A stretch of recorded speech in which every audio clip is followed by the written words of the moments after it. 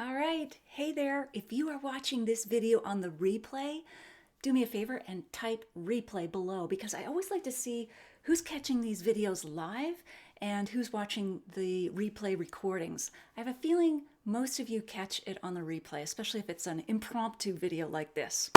So, if you are new to me, I'm Natalie MacLean and I offer North America's most popular online food and wine pairing classes. And recently, one of my students came to me, well, he didn't come to me, social distancing. He emailed me and said, look, I'm really missing going out to restaurants right now. Can you give me something to do at home that would be fun and educational with wine? And my mind went straight to the lemon or salt test, right? This is a test that you can do at home yourself, and you almost have to believe how profound these two ingredients or garnishes, however you want to think about them, can change the taste of your wine. So, doing this kind of a test that we're about to do, and you can replay this and do it when you have some wines poured, is going to help you learn how to pair wine with a wide variety of dishes because these garnishes are often part of the foods we eat.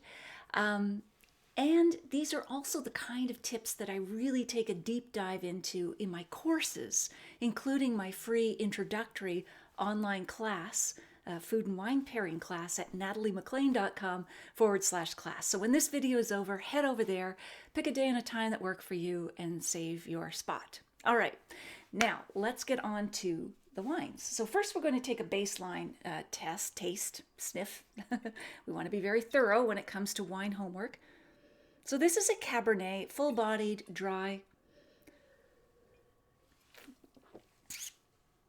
nice and plummy, but I can feel the grip of the tannins. That's that furry mouth feeling you get when you eat walnuts or drink oversteeped tea. It's like, it really, it's astringency, a drying feeling. Now this white wine is an off-dry Riesling, so let's try that one. So no tannins, lots of juicy sweetness and lots of acidity. Oh man, my mouth is watering. Now you might be saying, hey, why is she tasting the red before the white?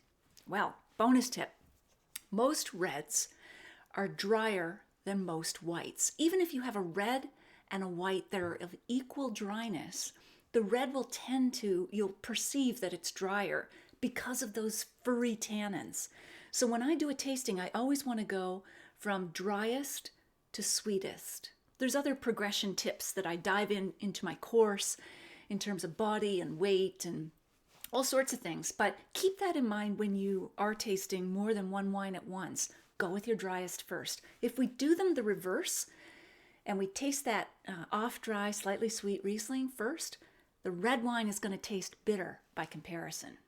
All right, we have our baseline. Now we're going to go back to the red because the white's been in our mouth most recently. And I'm going to take a little more sip of that, a little more sip. And now, I don't know how to do this elegantly, but I'm going to go for some salt. Oh, yay.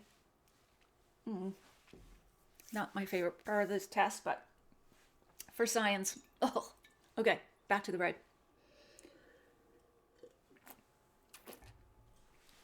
Oh, wow. You have to try this to believe it. What's happened is that the red has become juicier and fruitier, a little bit smoother, but almost not sweet, but fruit sweetness, fruit ripeness.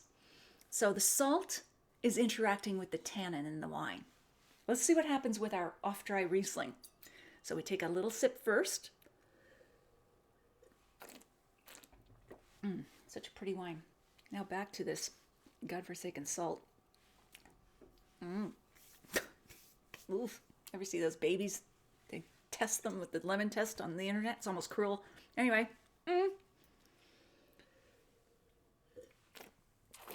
Now there's an interesting thing. The salt made the red wine sweeter, fruit sweet.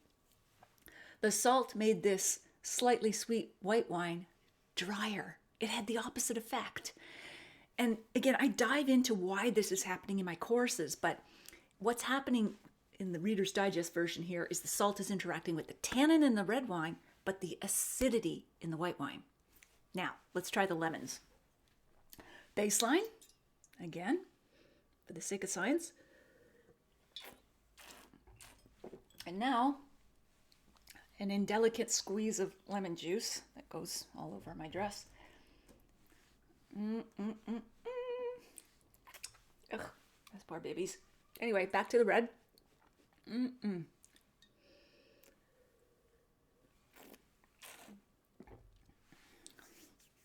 Wow. Okay, so the effect is similar to the salt, but there's a twist.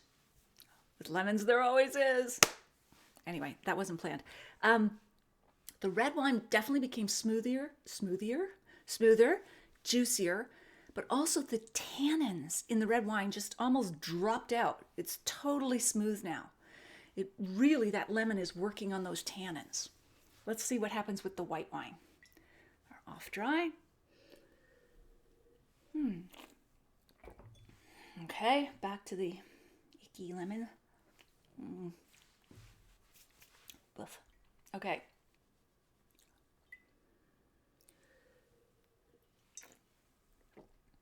Oh, wow. Here's what happened. Opposite of salt. The lemon made the white wine that was a little off dry, a little sweet, even sweeter, because the acidity in the lemon was even more powerful, more acidic than the acidity in the wine. So it like canceled it out, and what's left is the fruity sweetness of the wine. It's pretty cool. You got to try this at home. So I hope this is helpful so that you can start to understand how components of food and wine can interact and how you can pair them better. And here's the thing. If you don't like how your red wine, your young Cabernet is tasting, it tastes too tannic, use a squirt of lemon or a dash of salt on your dish, and I bet you that will change your wine for the better in terms of how you want it. So, if you've enjoyed this and you want more, you're thirsting for more, and you want something to do in the absence of going out to restaurants, I can't wait till we get back to that, but go over to nataliemaclean.com /class, pick a day and a time that work for you, and join me in my free online wine and food pairing class. It's a lot of fun. We do more tips like this. And here's to you. Cheers. And we will talk.